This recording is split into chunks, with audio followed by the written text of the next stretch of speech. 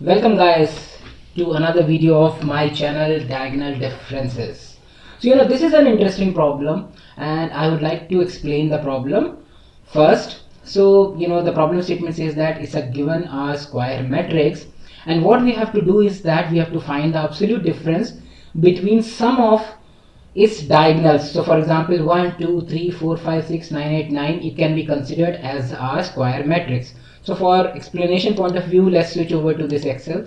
So this is the matrix, and what we are trying to do is that our first, this is our left diagonal,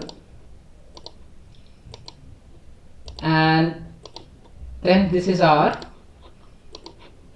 right diagonal.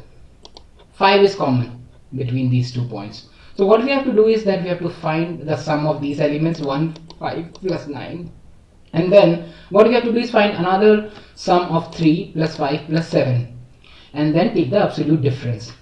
So now let's see how we are going to do and what will be the algorithm. So if you see this element here, if you consider this as first row, so it's the first element of row 1 and it's the first element of the column 1. Again this element, this is of row 2, and this is for column is also 2. Similarly, this is row is of 3 and column is of 3.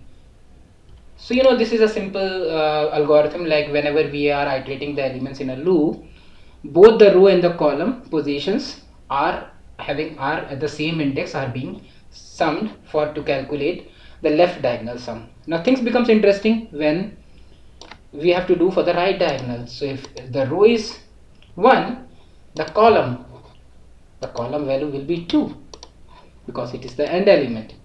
Again, when the row will be 2, the column value will be 5. If you see second column elements as 5. This is so how we are going to find.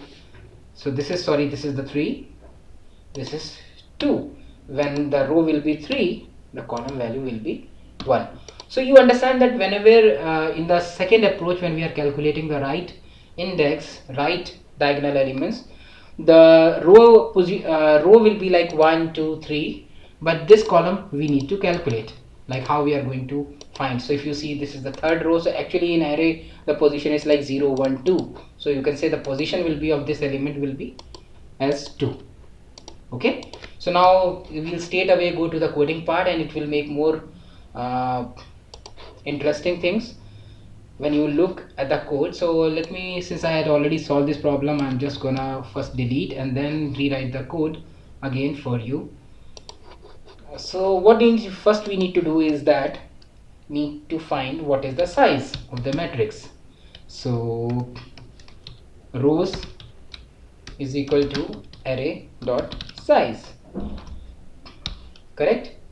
Now we look on the columns, like what is the column length for each. So safely we can assume that it's a square, that both array and column length will be the same, but in case we'll just write here columns size is equal to array, get me the first array of this list, and dot size.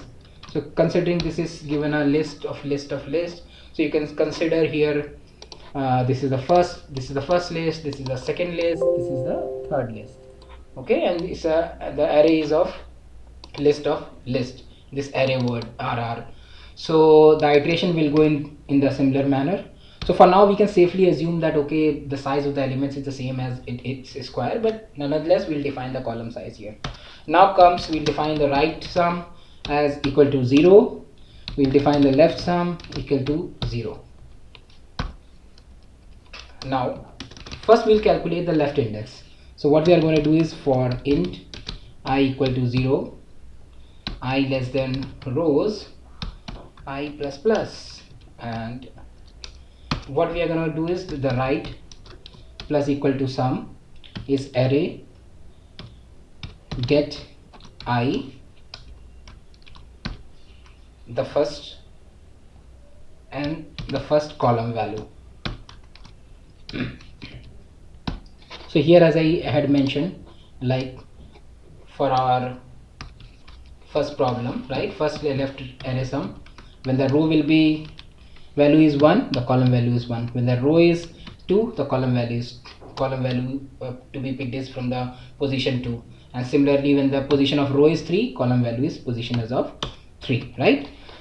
So what we are going to do is come back to the problem with this array dot get I. So see, the I value will be the same, because here also we are seeing like 1 1 2 2, the ith index will be same. So this gives us the right value sum. Now coming to the left value sum.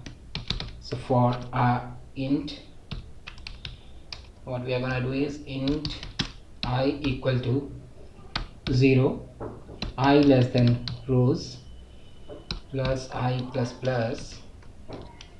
Now left plus equal to, so first we are going to do is, see here, first value, the row is 1 and the column position value is 3, right? So 3, basically what we are going to take is here in the code array dot get I will give you like first first row is at 0. Since array becomes iteration becomes from 0 value, so it will be like 0, but it's, you can consider it as the first arrow. What I'm trying to say is, now we need to get the column value. So the column will be the column size, which we have taken minus I plus 1. Again, actually when we are iterating, so this value should be 2, so it can come as 3 minus array's position was 0 plus 1, right?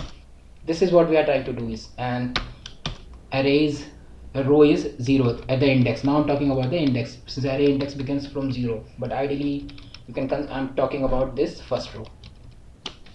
Okay, so that's the entire formula. And yes, now what we have the left in sum as well.